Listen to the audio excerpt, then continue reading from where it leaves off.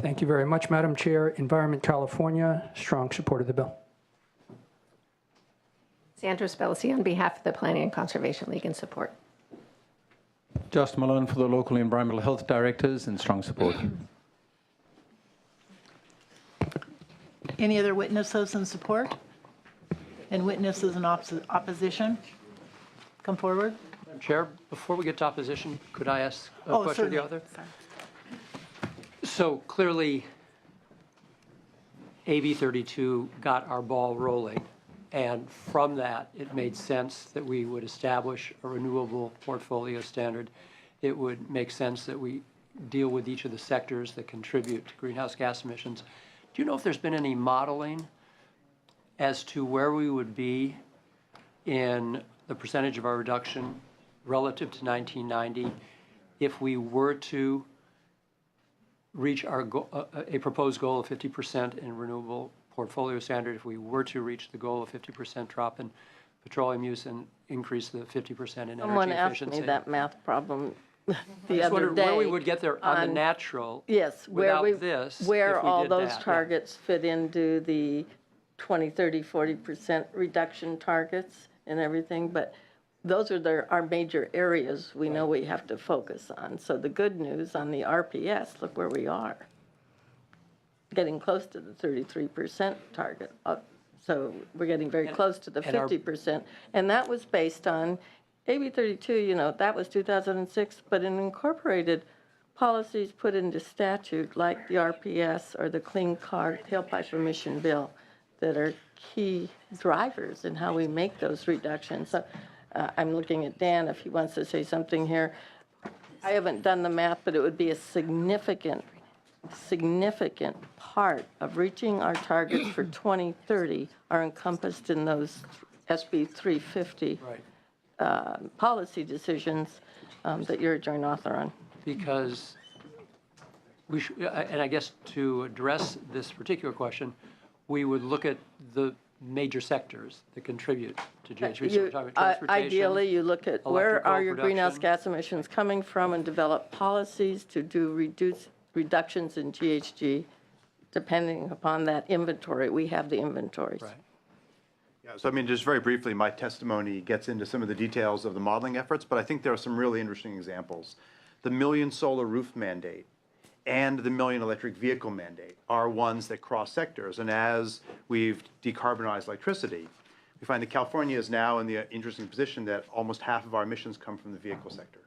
Decarbonizing electricity and the run-up in electric vehicles allows this really interesting cross-fertilization. The fact that Tesla, you know, a huge success in terms of electric vehicle production. No one thought vehicles would be produced in California again, I think their statement said a few years ago, is an example of getting least cost emission reductions in vehicles as a result of electricity. And those cross-pollinizations, I think, are really why AB 32 and then now SB 32 are really kind of genius policy, because they really do allow you to find places to work across the mission. So I will give you a detailed numeric answer. I'll put my students to work on that exact number. Thank you. I need that. I need that so map. we'll do exactly that. And just a On the follow-up question. 2030 target. I mean, Absolutely. how that fits. Right. So I think this helps clarify for people. California's transportation sector, as you just said, is now pushing upwards of 50% because we lowered so much through our RPS and the million rooftops our generation emissions from electrical production.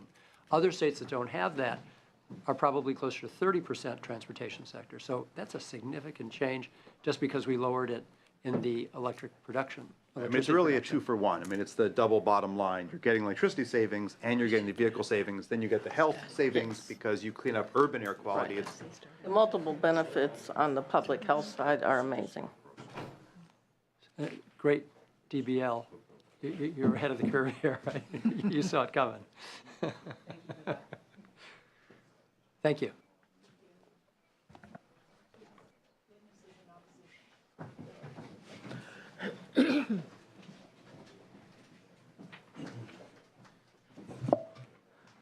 Yes, thank you, Madam Chairwoman. I'm Michael Shaw, California Manufacturers and Technology Association, in opposition to SB 32. did want to thank the senator and her staff for continued discussions on this issue. We do believe that California, as we move forward, we do need to seriously look at where we're going beyond 2020, because California manufacturers are making investment decisions as to where they put their money. Are they going to put it here? Are they going to put it elsewhere? So this does play a significant role in that. However, we would ask that before we go ahead with setting a 2030 or 2030, 2040, or 2050 goal for that matter, we believe that California needs to take a closer look at AB 32 and the program that has spawned from that. What we have yet to see from ARB are any type of economic impact analyses. We've yet to see a leakage analysis that addresses jobs and emissions leakages to other states and other countries. So we really don't know at this point in time the full impact of what the current regime has to offer for California. We do know that there have been a number of things that have taken place, we are moving towards accomplishing the goals set for 2020. But before we move ahead, we need to take a look seriously at where we are today, what are the costs and the benefits of what's happened already, and then move forward from there. Specifically, a few elements that relate to the current program that we believe need to be addressed before we move forward with the goal is one, industry assistance should be maintained at 100% through 2020. Currently, the third compliance period, which begins January 1, 2018, sees a 25% or greater drop in industry assistance for California businesses. This is unnecessary to meet our goals under AB 32. Just to reiterate, it is not necessary. The trend line established by ARB carries us through to that goal. The 25% reduction in industry assistance, the free allowances that are made available to companies on that declining basis is really just a revenue generator for the state. Obviously, saying that here in the legislature, ears perk up a little bit, but the bottom line is that's money coming out of our economy. Secondly, compliance account, we believe that large compliance entities need to have the ability to trade out of their compliance accounts in order to be able to maintain a liquid market for allowances in California. One of the challenges that we face is some entities have compliance obligations beyond their holding limits or the amount that ARB has said that they can hold. So as a consequence of that, they're forced to go out at late and buy a lot of allowances, and that can drive up the price and shrink the market. Third, we need a strong price cap put in place. And as I mentioned earlier, or a moment ago, we do need to hold ARB accountable for the economic impact analyses and leakage analysis that they have committed to much earlier in the regulatory process and are now more than 2 years out of date, or behind, I should say, in terms of the delivering on that. Once we've addressed these pre-2020 reforms, California Manufacturers and Technology Association believes that it's prudent to look at a goal for 2030 as to where we're going to go. So again, we can provide manufacturers with some direction and some certainty about where the investments are going to go, what the costs are expected to be, and how we can continue to be competitive in growing our economy here in California while maintaining and even better exceeding goals that we've established for our environmental protections. Thank you. Good afternoon, Madam Chair, members of the committee. Amy Mogg on behalf of the California Chamber of Commerce. AB 32 was passed and signed into law in 2006 to reduce greenhouse gas emissions to 1990 levels by 2020, equivalent to a 30% reduction compared to business as usual trend. Though through a combination of command and control market measures along with a deep persistent recession, we are on target to meet that goal. However, what is not yet known is what the cost has been to our economy and our environment on that. While we appreciate the need to address climate change, we should have the opportunity to know what has worked with the implementation of AB 32 before we create additional climate change mandates. Post-2020 climate change policies need to be made with the aid of rigorous, objective, and impartial analyses on the costs, impacts, and benefits and alternatives to moving forward. The legislature deserves a robust, informed analysis and to be informed before giving CARB authority to move beyond this. Before any additional greenhouse gas emission reduction targets are set, there must be credible and independent marginal cost analysis on the strategies adopted thus far in order to educate and guide greenhouse gas emissions post-2020. This will allow the legislature to make an informed decision provide appropriate guidance to regulatory agencies, and effectively oversee agency implementation to ensure that the costs and benefits of policy choices are realized. For these reasons and others, we are opposed to SB 32 as a job killer. Thank you. Madam Chair and members, Eli Garcia for the Western States Petroleum Association, representing the state's refiners, producers, and oil and fuel suppliers in the state, which hold some of the biggest obligations under the program. We do oppose the bill. We notice a noticeable omission in this bill that really gets our attention. There is absolutely no mention of the cap and trade program or a market-based mechanism in the bill. It references complementary measures, but not what they would complement, which has traditionally been the market-based mechanism. In 2006, when we worked on AB 32, there was a substantial debate and discussion around whether they should have a market-based mechanism. Industry that would be subject to the bill asked for a market-based mechanism as an option to reduce cost, to increase efficiency, really as the chief cost containment mechanism. We had a lot of pushback. A lot of folks in the legislature did not want a cap and trade program. And we shouldn't forget that. I know now that we've come to look at the cap and trade program as a revenue generator, neither a tax nor a fee, just somehow revenue that we picked up from the program. And we know now what we didn't know in 2006. It's substantial revenue. It's in the billions of dollars. That needs to be addressed in any legislation extending the program. We cannot be silent on whether we include a cap and trade program or whether we not, whether we expect to generate revenue from that program or not. That needs to be addressed and should not be deferred to the Air Resources Board. That's what happened in AB 32. We gave them passive authority with a may. They took that authority, and now we're generating billions of dollars of revenue that's coming from obligated parties under the program. We, the members of the Western States Petroleum Association, have expressed our support for extending the cap and trade program beyond 2020. We think if we're going to have a program, if you all decide to extend the program, we must include the cost containment mechanisms that will be necessary. With that being said, we are concerned, and with support for a cap and trade program, we need to be clear. We need to rely more on the cap and trade program and less on the control measures, namely the low carbon fuel standard. We have a duplication of effort. We have programs that are redundant and that are taking all of the cost effectiveness out of the cap and trade program. We need to address that going forward. The obligations are going to get greater, and Governor Brown has said it will be more stringent and much more difficult to meet. So we should be careful not to look at what we've done over the last couple of years. We haven't met the first compliance period. We haven't paid the first bill yet. So to sit here and say that it's been a wild success, it's like taking a huge loan and say, well, I took the loan. I haven't made a payment yet, but I took the loan. That's where we are in terms of the spectrum of the program. We have not finished our first compliance period, let alone our second one, which will get more expensive and more difficult to meet. That being said, I think if the senator is willing to speak specifically to the cap and trade program, if we're willing to look at the mix of measures, if we're willing to substitute measures that aren't as cost effective, then that's something that we're willing to reconsider. But for now, the bill as written, we're opposed. Thank you. Thank you. Additional witnesses in opposition? Are there any? Questions from the committee? Concern? Comments? And yes, Senator Leno.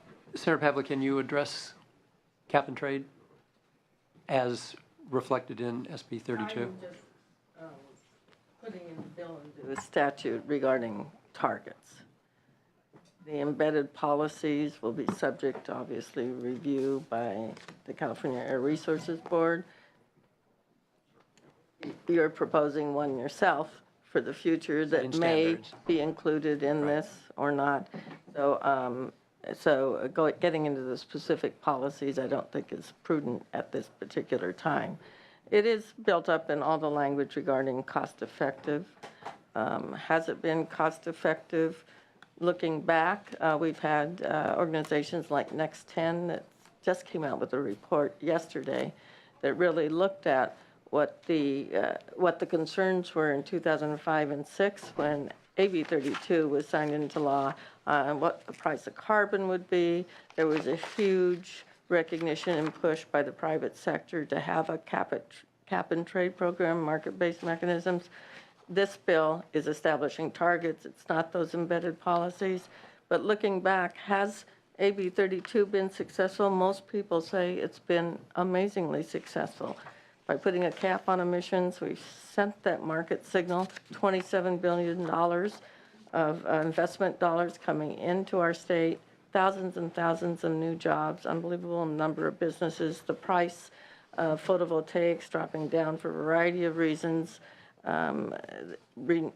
Solar, wind, and other renewables have invested greatly. I'm talking to people all the time who say on SB 32, extending the targets, they want to make sure in statute these go beyond 2020 because they're ready to put up some big bucks, for example, in battery storage relating to a biofuels plant down in the Kern County area. So markets all rely on certainty.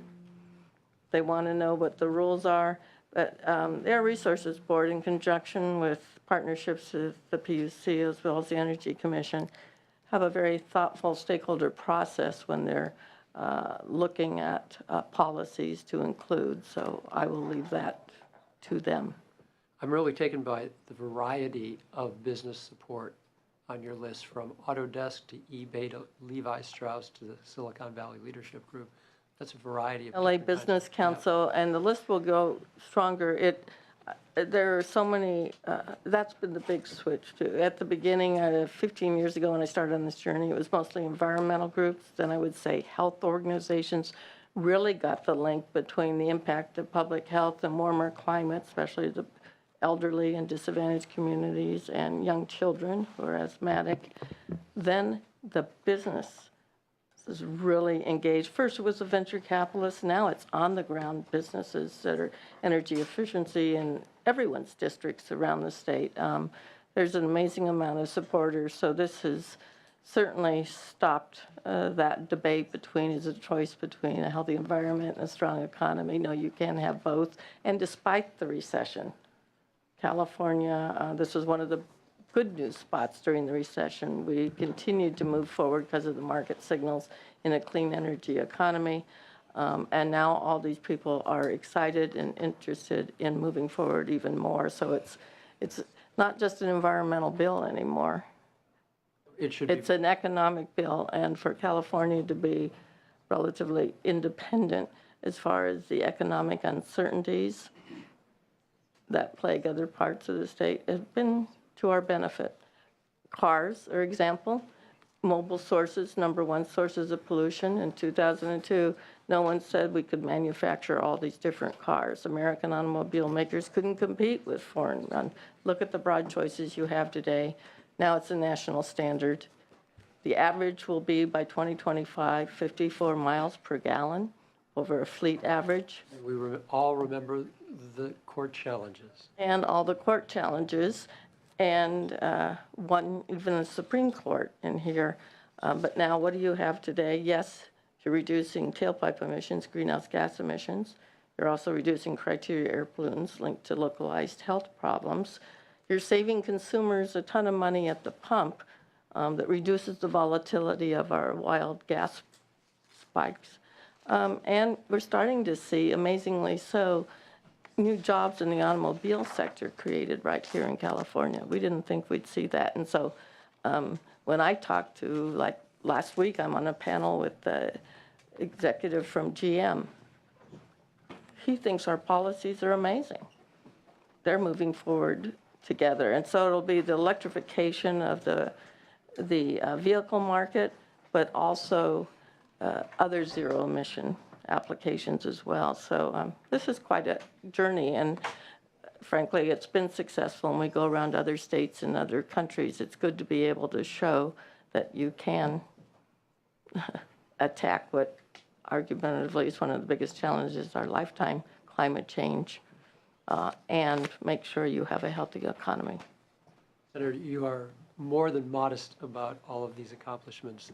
It should be, That will be my close in case. it should be very heartening to know that the leap of faith that was taken first back in 2002, again in 2006, looking at from where we've come to where we are, and now looking forward. It's And the more than legislature exciting. has a critical role. That's why it's important to put this in statute. There's nothing that would prevent, in my mind, Air Resources Board from continuing on AB 32. It's spelled out in here. We expect them to continue on. I think it's important for enforcement provisions, but legislative buy-in to the legislature to establish targets in statute. I think that means a lot, and I'm really excited this year to see so many legislators engaged in the discussion. You don't have to sell me, I'm a co-author. I know. I move the bill. Thank you. We have a motion, and there are technical amendments that have been recommended. In the committee analysis, are we, I just wanted to ask you about that. We have a section on short-lived pollutants. My understanding on definition, black carbon is a short-lived pollutant. If that's not something that you agree with, we can certainly work out the wordsmithing, or has that been settled? That's just the question of the analysis, but the technical amendments are just for code clarity. Oh, then, good. Technical amendments are good. Thank you. and we do have a motion, and Senator Pavley, certainly we are all very concerned about, air quality and this AB 32 moving us closer to cleaner air. This is something, a noble goal that we're all engaged in. I do still have reservations regarding the delegation of what I consider to be the policymaker's responsibility. That is to be more specific and directive in the implementing regulations. And we have continually at the local level debates over whether the California Air Resources Board should be in that position. So just letting you know that you said this is a framework and certainly something that we can all work to. But I think we have to always bear in mind that we are the elected representatives of the people who are impacted positively. We're hearing on most of the fronts, but I'm not comfortable that we delegate so much to a non-elective board, and that is something that is an issue in our communities that was constantly brought to my attention with a number of the other boards by the people that I represent. So bearing that in mind, it would be, I think, helpful if you, as we go forward, you pay a little attention to that and see if there isn't a way to rein some of that in so that we have a more direct role if, I don't want to set up an appeal process for sure, but somewhere where that can be brought back to the legislature to really take a look at the manner in which these are being implemented and whether in fact we really are, reducing negative impact and really enhancing the positive impacts that we've heard much about here today. So with that, I'd like to have the clerk call a roll. Item 3, SB 32 by Senator Pavley. The motion is due pass as amended and referred to Committee on Appropriations. Senators Wieckowski, Gaines, Bates. No, Hill- I'm sorry. Bates, no. Yeah. Hill, SB 32. Jackson. Aye. Jackson, aye. Leno. Aye. Leno, aye. Pavley. Aye. Pavley, aye. 3-1. And that's on hold? Yeah. And where's, Mr. Berry. Mr. Senator Berryhill, welcome.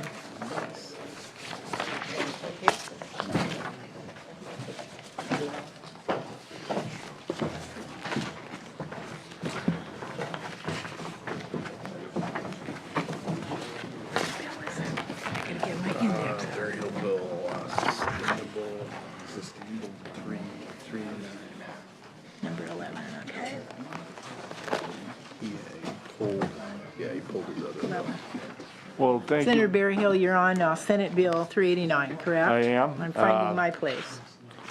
Thank you, Madam Chair and members. If you like that last bill, you're going to love this one. This bill really does affect everybody on this committee, jobs in their district. And what this bill basically does is it makes CEQA, in my opinion, a little bit more efficient. I know we've had a long day here today. I will be brief. Stories on the abuses of CEQA are not new. We've all heard them. Most of us have voted on exemptions to facilitate quicker construction of sporting arenas or other big projects in this area, and we usually do it about once a year. You know, I drive by the construction of the new Kings Arena in downtown Sacramento almost every day. Senator Steinberg was able to finesse that exemption less than 2 years ago. And if you just look at the progress that has been made and the jobs that has been provided, it is very, very impressive. Just last fall, the 49ers were playing in Levi Stadium, another stadium project constructed and opened within 2 years because it was blessed with a legislative CEQA exemption. But what about the projects in each and every one of our districts that languish in CEQA limbo for years? For working Californians, there is absolutely no relief in sight. What this should tell us is that our environmental review process needs adjustments. All the quick fixes or exemptions in the world won't correct a system that is too difficult for average projects to maneuver, and it has a stranglehold on our local communities. This is only reiterated by the headlines and editorials up and down the state. The San Francisco Chronicle editorialized earlier this month about a series of delays opening a South San Francisco women's health clinic, and I quote, "Of all the well-documented abuses of the California Environmental Quality Act, this one may be the most absurd." The Fresno Bee, legislature should fix CEQA and stop cutting special deals, which we have a tendency to do every year. The Whittier Daily News, only CEQA can make a plan for more bike paths sound unwanted. Or how about the San Francisco Chronicle, time to modernize CEQA. So a lot of folks around this state absolutely understand the vital need of cleaning this up a bit. I believe for the hardworking Californians of this state, we should seek changes to the CEQA process that simultaneously protect our environment while enabling construction projects to move forward in a timely manner, providing jobs and services to our communities we need, like libraries, bike paths, and yes, even women's health clinics. If enacted, the language proposed in SB 389 would maintain substantial environmental protection while eliminating the duplication that often stops a project in its tracks. Now, I want to be absolutely clear here that the purpose of this bill is not to undermine environmental review. It simply does not do that, but to streamline the process and reduce frivolous litigation that holds projects up for sometimes for years. The vast majority of projects are already required to comply with hundreds of existing environmental laws. So the elimination of an extra layer of CEQA duplication, analysts could substantially streamline this process. Giving project proponents a clear set of guidelines to follow will provide certainty to a process that is pretty messed up as we sit here today. And let me reiterate, this bill is not a gutting of CEQA. It is not an end run around environmental review. That is absolutely not my intent. It is a common sense approach which will ensure that reviews are done in a timely manner using objective standards. It is time to do something for working Californians in all of our districts, not just the NFL and NBA teams. Change is needed and has been needed. The expansion of abusive lawsuits and costly delays threaten the creation of jobs and economic development across California. For that reason, and it's interesting, the California Chamber of Commerce, California Association of Realtors, California Citizens Against Lawsuit Abuse, Los Angeles Area Chamber of Commerce, the Retailers Association, Civil Justice Association for California, they all support this bill. I too will ask for your vote on this bill. With me today, I have the CJAC and I have the chamber folks to answer any questions that you might have. Thank you. Well, thank you, Senator Anthony Sampson with the California Chamber of Commerce. Over the past several years, the legislature and indeed this committee has grappled with the issue of CEQA to try to modernize it, to address some of the gamesmanship that occurs, some of the delays that occur in the process. Indeed, Senator Jackson, with your SB 122, we tried to do that this year, couldn't quite get to a solution on the document dumping issue. But it is a complicated issue, and I think everybody understands that. Just listening to that informational hearing a couple weeks ago, it's quite clear that this is one of the most complicated issues before the legislature. And I know a term has sort of developed over the past several years called CEQA fatigue. That's understandable, but it is an important issue, and I hope that we can continue the dialogue on trying to modernize the process to apply to all projects throughout the state. And in the meantime, we very much, appreciate the senator's efforts in bringing this bill forward. So thank you. Good afternoon. Thank you, Madam Chair and members. CEQA has unfortunately been a magnet for litigation in the state, and as a result, it's added cost and delay to many housing and other development projects. This, as other bills that have been introduced, would streamline the CEQA process, and we applaud the author in his efforts to push the conversation forward. Thank you. Additional witnesses in support? Witnesses in opposition? We didn't hear. Who are you representing? I'm with the Civil Justice Association of California. Good afternoon, members of the committee. My name is Kyle Jones, representing Sierra Club, California. CEQA provides a public process that informs people of environmental impacts and mitigation measures for those impacts. And while it's true that there's numerous environmental laws designed to protect the public from this damage, CEQA provides one analysis for the public to understand all of the impacts of this project, including impacts that aren't covered by existing environmental laws. This bill restricts CEQA, preventing people from being informed about what's happening locally from projects, and lets environmental impacts go unexplored, unreported, and unmitigated. We respectfully urge your no vote. Any additional witnesses in opposition? There are none. Questions from the committee? Would you like to close? I'm sorry, I missed you. Go ahead, Senator Jackson. Thank you for mentioning SB 122. Hopefully, we will move that bill forward, and if you talk about streamlining, that's really, and modernizing, that's what we're doing in that bill. CEQA is probably the most vilified measure that I've experienced since being here in the legislature, both in my prior iteration and this, and yet, thanks to CEQA, the coast of California, which is my bailiwick, doesn't look like Miami Beach. And I thank CEQA for that, because whatever we develop has to go through a public process. In my district, which is notorious for really trying to require the best possible projects, every project that has been developed, at the end of the day, the developer and the community say, you know what? It may have been a hard-fought battle, but we got something really good.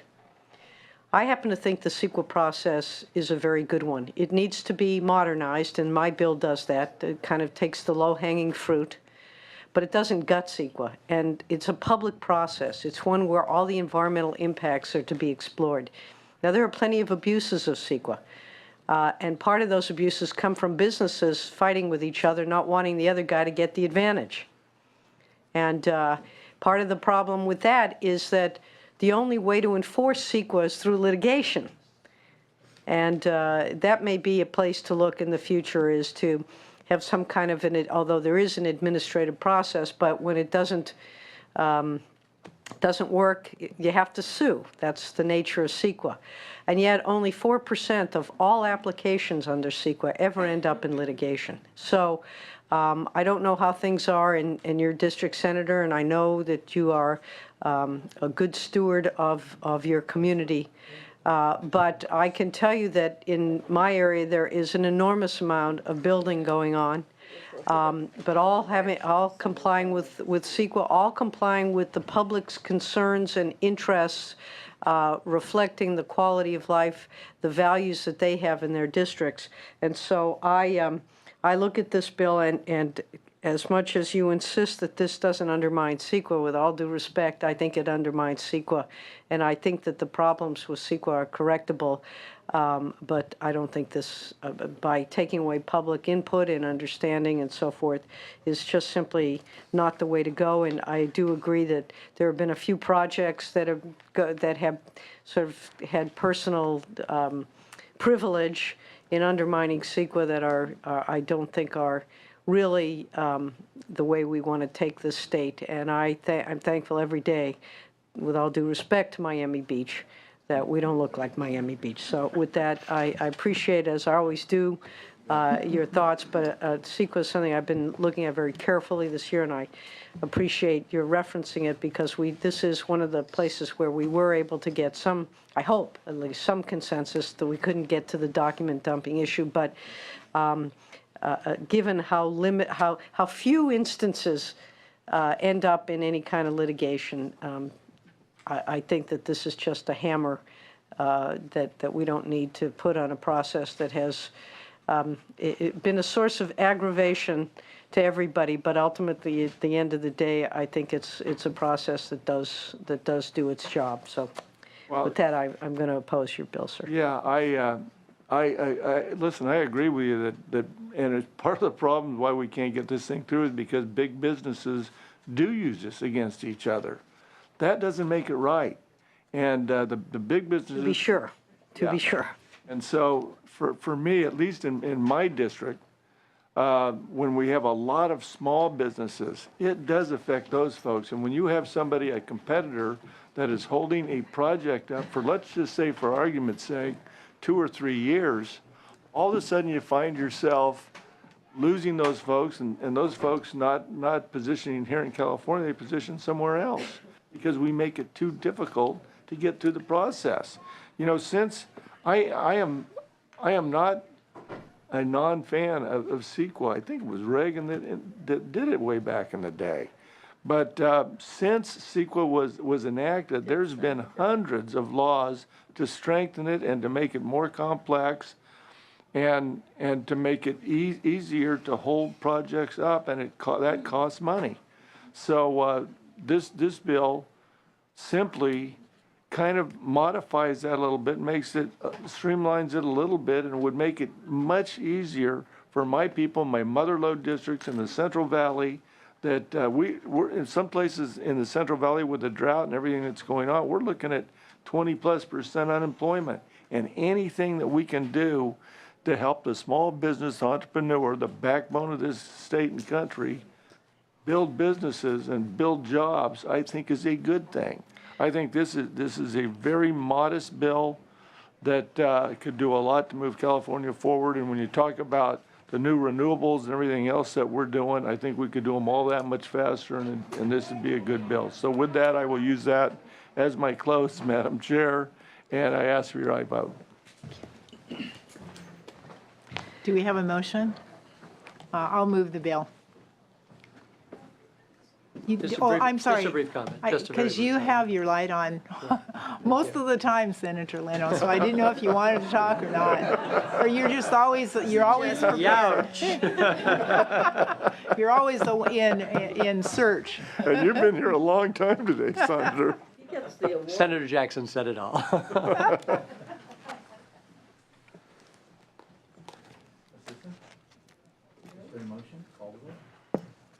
Item 11, SB 389 by Senator Berryhill. The motion is due pass and refer to Committee on Judiciary. Senators Wachowski. No. Wachowski, no. Gaines. Bates. Aye. Bates, aye. Hill. Jackson. Jackson, no. Leno. Leno, no. Pavley. Pavley, no. One. That has one vote. We'll keep it open if Senator Gaines comes and Senator Hill. Thank you for your presentation. Let's move to Senator Stone's bill. You sat through all the mining discussions. You're entitled to your presentation.